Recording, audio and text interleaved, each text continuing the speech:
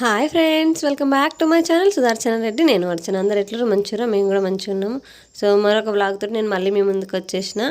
So మీరు కనుక మన ఛానల్ని చూడడం ఫస్ట్ టైం అయితే ప్లీజ్ లైక్ చేయండి, షేర్ చేయండి, సబ్స్క్రైబ్ చేయడం మాత్రం అస్సలు మర్చిపోకండి. బెల్ ఐకాన్ కూడా ఆల్లో పెట్టుకోండి. అప్పుడే నేను ఇలా వీడియోలు పెట్టగానే మీ వరకు వచ్చేస్తాయి. అండ్ నన్ను ఇన్స్టాగ్రామ్లో కూడా ఫాలో అవ్వండి. సో ఈ వీడియో ఏంటంటే న్యూ మామ్స్కి బాగా ఉపయోగపడుతుంది ఈ వీడియో. ఎందుకట్లా అంటే నేను యాజ్ ఎ మదర్గా నేను ఏం ఫేస్ చేసిన మా పిల్లలతోటి, నా చిన్న పాపతోటి ఏంటి అని నేను ఈ వీడియోలో షేర్ చేసిన అన్నట్టు. యాక్చువల్లీ పాపకైతే కోల్డ్ అయింది. సో దానివల్ల తనకి చాలా ఇబ్బందిగా ఉందన్నట్టు. నేను ఇక్కడ అమ్మ వాళ్ళ దగ్గర ఉండడం వల్ల నేను ఎక్కువ టెన్షన్ తీసుకోలేదు. అండ్ ఆల్రెడీ నాకు ఒక పాప ఉంది కాబట్టి సో ఈ ఎక్స్పీరియన్స్ నేను ఆల్రెడీ చేసిన కాబట్టి నాకు పెద్దగా భయం అనిపించలేదు. బట్ న్యూ మామ్స్ అంటే కొత్తగా మామయ్య వాళ్ళకైతే ఖచ్చితంగా టెన్షన్ ఫీల్ అవుతారు. ఎందుకంటే వాళ్ళకి చెప్పడానికి రాదు, పిల్లలకి ఏమవుతుందనే సంగతి మనకు అర్థం కాదు. అట్లాంటప్పుడు ఎంత భయం అయితే వాళ్ళు కంటిన్యూగా ఏడుస్తూనే ఉంటే మనకు చాలా భయం వేస్తుంది. ఎందుకు ఏడుస్తారో తెలియదు. ఏమంటారు, ఆకలి ఏడుస్తుర్రా, లేకపోతే కడుపు నొప్పి ఏడుస్తుర్రా, లోపల ఇంకేదన్నా వాళ్ళకు బాధ ఏడుస్తురా, మనకి ఏ సంగతి తెలియదు. దాని ద్వారా మనకు ఫస్ట్ టెన్షన్ వచ్చేస్తుంది. పిల్లలు ఏడవగానే ఫస్ట్ ఫీడింగ్ ఇస్తాము, అది వాళ్ళు యాక్సెప్ట్ చేయలేదనుకో మనకు టెన్షన్ వచ్చేస్తుంది. మోషన్ పాస్ చేసిరా ఇదంతా చూసుకుంటాం. సో అట్లాంటి టెన్షన్స్ ఏమి పడకుండా నేను ఎట్లా హ్యాండిల్ చేసిన అనేది ఈ వీడియోలో షేర్ చేసిన అన్నట్టు. అండ్ ఇక్కడ మా పాపకి కన్నుకి చీమ గరిచింది. అండ్ ఒక రోజంతా చూసినాం అన్నట్టు. తగ్గిపోతే చీమనే గరిచింది కదా అన్నట్టుగా తగ్గిపోతుందని మా అమ్ముండి హోల్డ్ చేసింది అన్నట్టు, మమ్మల్ని హాస్పిటల్కి పోకుండా. చీమ గరిచింది, ఏం కాదు, కొంచెం ఉబ్బింది. అట్లనే పాపకు కూడా కోల్డ్ ఉంది కదా, దానివల్ల ఇట్లా మంకులాగా చేస్తుంది అన్నట్టుగా. ఒకవేళ నేనే సిటీలో ఉండి రూమ్లో ఒక్కదాన్నే హ్యాండిల్ చేసి ఉంటే ఇంకా ఫుల్గా టెన్షన్ పడేదాన్ని. అమ్మ ఉండడం వల్ల కొంచెం టెన్షన్ తక్కువ తీసుకున్నా. సో నెక్స్ట్ డే మార్నింగ్ 6:30కి అంతా లేచింది పాప. ఆ రోజంతా ఫుల్ సతాయించింది. ఇంకా ఏడవడమే ఒక్కటే. ఫీడింగ్ ఇస్తే తీసుకోదు, కింద వేస్తే ఏడవడము. ఎందుకంటే జలుబు అయితే తనకు శ్వాస తీసుకోవడం ఇబ్బంది అవుతుంది. నేను ఈ నెప్లైజర్ ఉంటుంది కదా, దాంతో అది పెట్టిన ఆక్సిజన్ పెట్టిన పాపకి కొంచెం రిలీఫ్ ఉండింది ఆ రోజు నైట్కి. నెక్స్ట్ డే మాత్రం ఇంకొంచెం ఎక్కువైంది కోల్డ్ ఎక్కువ అవ్వడం వల్ల దానికి శ్వాస ఆడతలేదు, కింద వేయడం వల్ల, పడుకోవడం వల్ల. ఎక్కువ ఏడ్చుడే, కింద వేస్తే ఏడ్చుడు, ఎత్తుకుంటే మంచిగా ఊరుకుంటుంది. అటు ఎత్తుకొని అటు తింటుంటే ఊరుకుంటుంది, కింద వేస్తే ఏడుస్తుంది. ఫీడింగ్ అయితే అస్సలు యాక్సెప్ట్ చేయట్లేదు, తీసుకోవట్లేదు, పాలు తాగట్లేదు. మోషన్ మంచిగానే పాస్ చేస్తుంది, యూరిన్ పోతుంది. ఫీడింగ్ ఎందుకు తీసుకోవట్లేదు అసలు నాకు రావట్లేదు. మెయిన్ టెన్షన్ నాది ఏంటంటే పాలు సరిపోతలేవు కావచ్చు పాపకి, అందుకనే ఏడుస్తుందని ఇదొక టెన్షన్ నాకు. అది ఇంకా మేజర్ టెన్షన్ అదైపోతాయి. అంటే వాళ్ళకి చెప్పడానికి రాదు, పాలు సరిపోతున్నాయా సరిపోవా అనేది. మనకేమో అట్లా భయం అవుతుంది. మా అమ్ముండి ఇప్పుడు పాలు సరిపోకపోవడం అనేది అసలు ఉండేది. స్టార్టింగ్లోనే నెల రోజులలో తెలిసిపోతాయి పాలు సరిపోదని. ఆమె సర్దికి ఎడుతుంది, నువ్వు టెన్షన్ పడకు, ఏం కాదు, సర్ది 2-3 రోజులు ఉంటే 4-5 రోజులు కాదు, సర్ది పెద్దోళ్ళకే పోతుంది, ఇంకా చిన్నపిల్లలకి ఎట్లా పోతుంది. అమ్మ ఓన్లీ పాల మీదనే ఉంటుంది కదా, దానివల్ల కూడా పాలు తాగడానికి శ్వాస ఆడక పాలు తాగలేకపోతుంది. ఆకలి ఒకటి అవుతుంది, అందులోనూ కోల్డ్ తనని బాగా ఇబ్బంది పెడుతుంది అన్నట్టుగా అమ్మ నాకు నచ్చి చెప్తుంది. తనకు ఇట్లా దగ్గరలో ఉన్న అంటే ఆ రోజు హాలిడే ఉండే తనకు, అట్లా అయిన రోజు హాస్పిటల్స్ ఏవి తెలిసిలేవు. అందుకన్నట్టు మేము ఇంట్లోనే మేనేజ్ చేసినాం. విక్స్ రాయడం, నెప్లైజర్ పెట్టడం. ఊర్లో ఆర్ఎంపీస్ ఉంటారు, వాళ్ళని కన్సల్ట్ అయితే వాళ్ళు నాజల్ స్ప్రే ఒకటి ఇచ్చారు, అదేమని చెప్పారు. ఇదేంటంటే వెంబడే ఇట్లా న్యూ మామ్స్ మనకి ఏంటంటే ఆ క్షణాన్ని తగ్గిపోవాలి వాళ్ళకు, అప్పుడు మనకు ప్రశాంతత ఉంటుంది. ఇట్లా 1 డే ఫుల్గా ఏడుస్తూ ఉంటే మనకు టెన్షన్ వచ్చేస్తుంది లోపల. అయ్యో ఏంది ఇట్లా అవుతుంది, వీళ్ళేమో హాస్పిటల్ తీసుకొని తెలియరు, ఏం కాదంటదమ్మా, మేము ఏం కాదన్నప్పుడు ఈమె ఎందుకు ఎడుతుంది ఇంతగానో అని నాకు భయం. ఎత్తుకుంటేనేమో సప్పుడు ఇది ఎత్తుకుంటే మంచిగా చూసుకుంటూ ఉంటుంది. ఎత్తుకోవడం వల్ల వాళ్ళకి శ్వాస వేసుకోవడం ఈజీ అవుతుంది కదా, పడుకోవడం వల్ల ఆ శ్వాస వేసుకుంటే ఇబ్బంది అవుతుంది, ముక్కంతా బ్లాక్ అయిపోయింది కదా.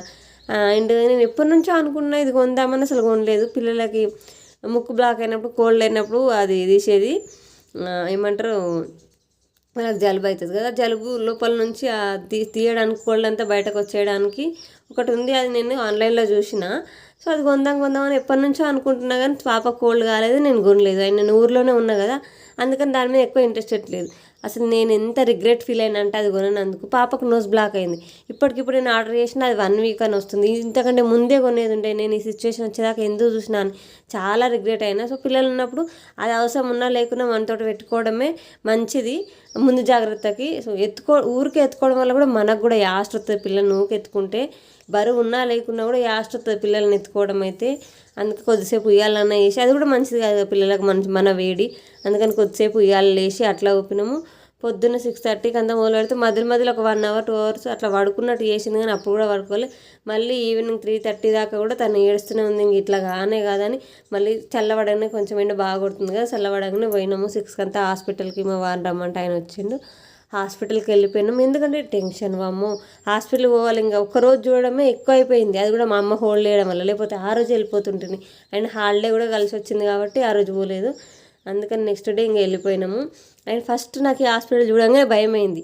ఏంటంటే ఏంది ఇంత పెద్దగా ఉంది హాస్పిటల్, అంత అవసరం ఉన్నాయి అవసరం లేని అన్ని టెస్టులు చేస్తారా ఏందని ఫస్ట్ భయం అయింది నాకు. మేము రెగ్యులర్గా పోయే పీడియాట్రిషియన్ అయితే ఆయన అవైలబుల్ లేరు.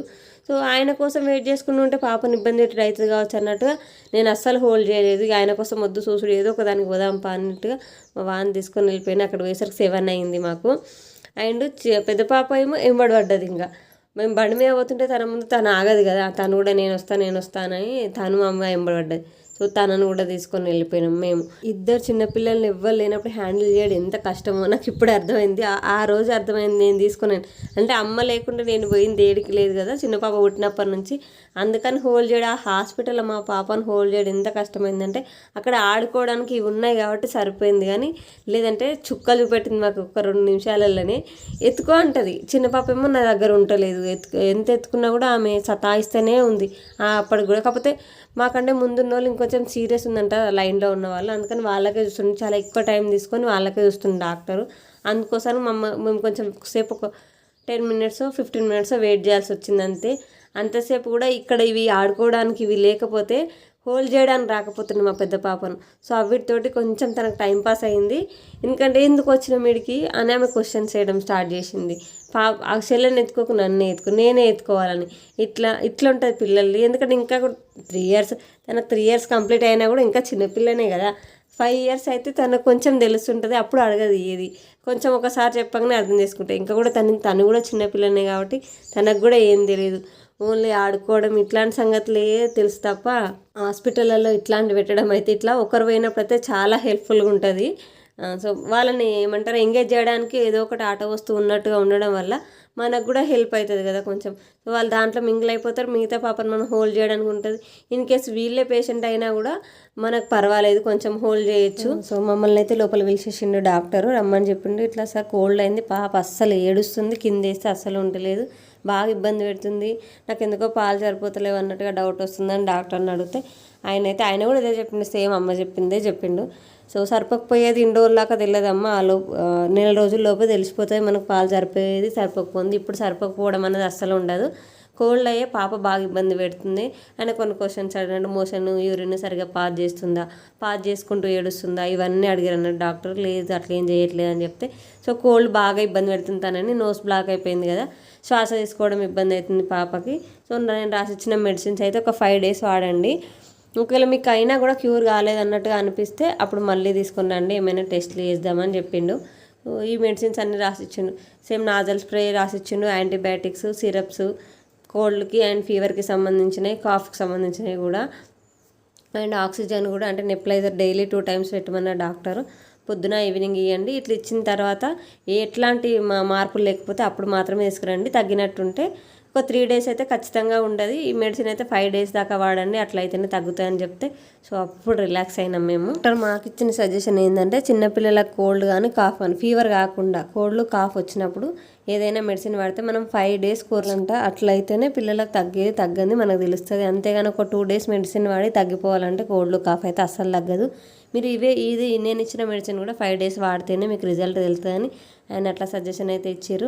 అండ్ నేను ఫస్ట్ హాస్పిటల్ చూడంగానే ఇందులో ఎన్ని వసూలు చేస్తారో అనుకున్నా, బట్ అట్లా ఏం లేదు. ఆయన ఫీజు ఒక 400, మిగిలిన మా మెడిసిన్కి అయినాయి అంతే. నేను ఎక్స్పెక్ట్ చేసిన విధంగా అయితే ఏం లేదు, అన్ని టెస్టులు ఏం చేయలేదు. అవసరం ఉంటేనే చేస్తారంట టెస్టులు, లేకపోతే లేదు. సో నాకైతే డాక్టర్ మంచిగా అనిపించింది. మేము రెగ్యులర్గా పోయే పీడియాట్రిషియన్ లాగానే అనిపించింది నాకు కూడా.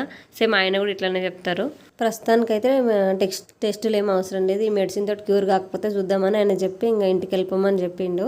సో నేను న్యూగా మాంసాయి వాళ్ళకి నేర్చే సజెషన్ ఏంటంటే, ఇట్లా కోల్డ్ అయినప్పుడు మనం నోట్లో పెట్టుకొని కోల్డ్ని క్లీన్ చేసేది ఒకటి పైప్ లాంటిది దొరుకుతుంది, అదైతే తెచ్చుకోవడం చాలా యూస్ఫుల్ అవుతుంది. పిల్లలు నోస్ బ్లాక్ అయినప్పుడు మనకైతే నేనైతే ఖచ్చితంగా తీసుకొస్తాను. సో పోయి వచ్చిన తర్వాత అయితే మా పాప చాలా ఆ మెడిసిన్ తోటి బాగా క్యూర్ అయింది తనకి. సో కోల్డ్ తక్కువైపోయి హాయిగా వండుకుంటుంది. ఇది 2 days తర్వాత నేను పాప వండుకునేది వీడియో తీసిన.